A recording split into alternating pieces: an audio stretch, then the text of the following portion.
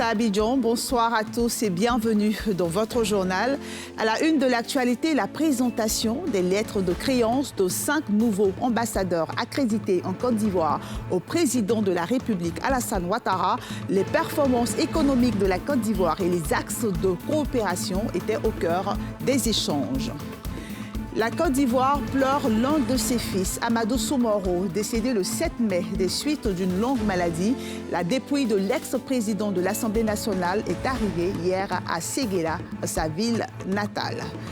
Et puis on fera un zoom dans ce journal sur la police municipale, un appareil de sécurité de proximité efficace créé en 2015. Mépris des populations, incivisme et manque de moyens financiers et matériels sont les principaux défis des agents municipaux. Et on commence avec cette audience accordée par le président de la République aux ambassadeurs de la Libye, du Niger, de la République démocratique du Congo, de l'Angola et de la Hongrie. Les 5 nouveaux ambassadeurs accrédités en Côte d'Ivoire ont présenté ce jeudi leur lettre de créance au chef de l'État. Pendant les échanges, le président de la République est revenu sur les performances économiques de son pays, tout en invitant les ambassadeurs à renforcer les axes de coopération. Salif Alekoui. 5 ambassadeurs nouvellement accrédités en Côte d'Ivoire. Il s'agit de Omar Ibrahim Mohamed Al-Dada de Libye, Abdoulaye Diori du Niger, Gilbert Naya Nabina de la République démocratique du Congo, Domingos Bernardo Feliciano Pacheco d'Angola et Feher Tamas Endre de Hongrie. Le président Alassane Ouattara les a assurés de l'engagement du gouvernement à les accompagner dans l'accomplissement et la réussite de leur mission. Messieurs les ambassadeurs, nos États sont aujourd'hui confrontés à d'énormes défis dont le terrorisme, l'extrémisme, la piraterie maritime, le changement climatique ainsi que la pandémie de la Covid-19. Nous devons nous engager dans une synergie d'action afin de relever ces défis aussi bien dans les instances internationales que dans le cadre des relations bilatérales. Les 5 diplomates ont pour leur part révélé la qualité exceptionnelle des relations de coopération qui existent entre leurs pays respectifs et la Côte d'Ivoire. Ils ont pris l'engagement d'œuvrer à leur renforcement et à leur diversification. Décédé le 7 mai dernier des suites d'une longue maladie, l'ex-président de l'Assemblée nationale, Amadou Soumaoro, a reçu hier les hommages de la nation. La dépouille de celui qu'on surnommait Tchomba est arrivée hier à Séguéla, sa ville natale. La ville se prépare pour l'ultime séparation avec l'un de ses fils. Les explications de nos envoyés spéciaux, Tiemé Dondje et Aruna Zeba. Séguéla, nord-ouest ivoirien. 14 mois après le Premier ministre Ahmed Bakayoko, le Ouorodougou pleure un autre de ses illustres fils, le président de l'Assemblée nationale, Amadou Soumaoro, décédé samedi dernier. Mercredi, peu avant 21h, aux portes de Séguéla, l'escorte du cortège funèbre d'Amadou Soumaoro se signale.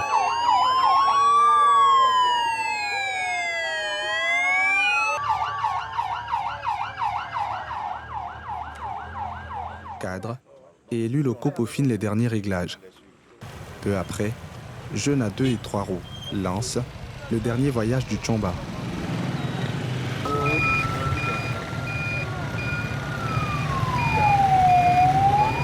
Sur la route, témoignages de ses bonnes œuvres, louanges et invocations sont de la partie.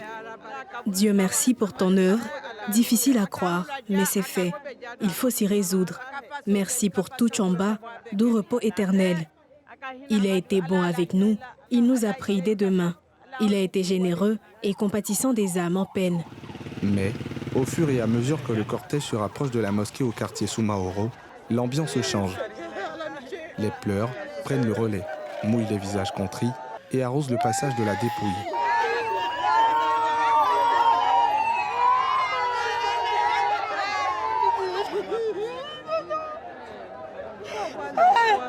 La douleur ne se retient plus, elle ne se contient plus. Elle enfle les cœurs déchirés et s'explose crescendo.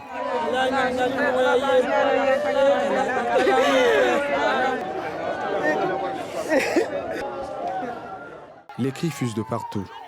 Pas de quoi arrêter Tchamba, qui poursuit sa marche vers la route du repos éternel.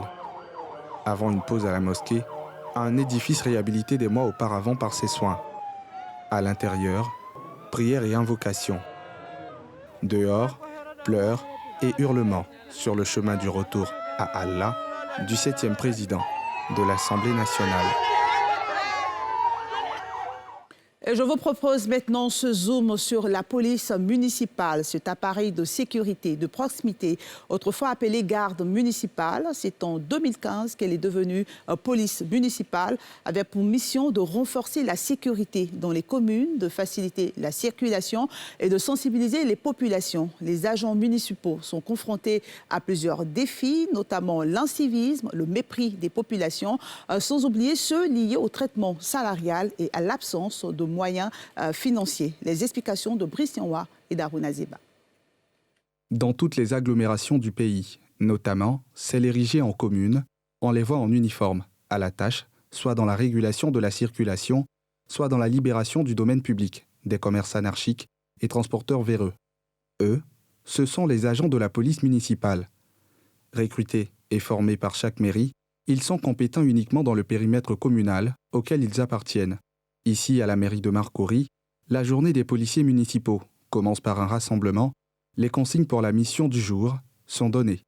Allez au grand carrefour de Koumassi, côté Marcory, nettoyer tous les passages piétons, débarrasser Marcory des commerçants qui n'ont pas l'autorisation. Mettre de l'ordre à Marcory, c'est cela vos prérogatives et vos missions. Embarquement et déploiement sur le terrain. Premier champ d'action, ce grand carrefour, intersection de la commune de Koumassi et celle de Marcory. Tout de suite, la première prise. Ce transporteur est interpellé pour un mauvais stationnement. Autre théâtre des opérations. Cet espace, défendu à toute activité commerciale. Les agents de la police municipale font le ménage. Même spectacle à la rue Lumière. Gare routière fictive et commerces ont été détruits sous le regard impuissant des occupants. À un moment ici, on dit 500 000, 700 000 par mois. Actuellement, c'est quand on gagne ici, ça ne va même pas 100 000. Nous avons se débrouiller, c'est un peu. Si ces commerçants de cette rue dénommée 7 décembre ont vu leurs affaires échapper au passage de la machine municipale, ils s'en tirent avec des mises en demeure de 48 heures. Je ne sais pas où je vais partir. Je ne sais pas où je peux partir. Il y a les enfants, il y a les familles ici. Il n'y a pas le travail. Fin de parcours de la demi-journée à ce carrefour connu pour ses embouteillages. Retour au poste et débriefing. Quand nous partons pour les opérations, il y a souvent des affrontements entre nous et ces personnes-là. Mais nous prenons toujours le dessus parce que force reste à la loi. Direction Yopougon, où la situation n'est pas différente. Les unités de la police municipale ont parfois fait face à des soulèvements populaires et des grèves de transporteurs. Par moments, il y avait conflit. Mais d'échange en échange, la pilule a été difficile à avaler, mais finalement, elle a pu être avalée et nous travaillons dans une certaine quiétude. Aujourd'hui, cet agent est en visite inopinée dans ce restaurant. Nous sommes chez vous aujourd'hui pour la vérification des différentes mesures de sécurité incendie. Donc on aimerait avoir quelqu'un avec nous pour nous accompagner, pour vérifier, pour voir si vous avez respecté les mesures de sécurité incendie. Il n'y a pas de problème. Une mission qui s'apparente quelquefois avec celle de la police nationale, mais il y a bien une ligne de démarcation. On pense que son établissement ne représente pas de menace pour les usagers ou la population qui viendra manger. Il n'y a pas seulement que dans les restaurants, dans tous les établissements qui reçoivent du public, nous intervenons là-bas. La police municipale fait la régulation. La police municipale peut interpeller. Si on nous conduit des personnes peut-être qui sont en infraction, on convoie ces personnes au niveau de la police nationale. Force d'exécution des arrêtés du maire, la police municipale ne bénéficie que de peu de moyens. Voilà. Donc la police municipale, elle ne peut pas tirer, elle n'a pas de matraque, elle ne peut pas frapper, elle ne peut rien faire que de dissuader les gens pour respecter l'ordre. C'est vrai qu'on fera tout pour leur donner des armes de défense. Armes de défense, ça veut dire quoi? Ce n'est pas attaquer, mais lorsque vous êtes en situation d'agressivité où les gens vous agressent, vous avez le droit de vous protéger. On espère qu'un jour, l'État va complètement franchir le pas pour professionnaliser cette police municipale qui ne demande que ça. En attendant l'organisation du recrutement, un meilleur traitement salarial et l'appui en équipement de pointe, la police municipale reste malgré tout un instrument efficace de la sécurité de proximité dans l'organisation de l'espace communal. La Côte d'Ivoire et la France, main dans la main pour lutter contre la corruption. Les deux pays ont signé un mémorandum d'entente dans le cadre de cette lutte. Cet accord a été signé entre le ministre de la Promotion de la bonne gouvernance et de la lutte contre la corruption et le directeur de l'Agence française anticorruption en visite de travail en Côte d'Ivoire. Les explications de Salif Yalikwe et de Mathurin Badé. À travers cette signature jeudi, au siège du patronat ivoirien, la Côte d'Ivoire et la France matérialisent leur coopération en matière de lutte contre la corruption. Une initiative du ministre de la Promotion, de la bonne gouvernance et de la lutte contre la corruption, Zoro Bibalo, et du directeur de l'Agence française anticorruption, Charles Duchesne, en visite en Côte d'Ivoire depuis 72 heures.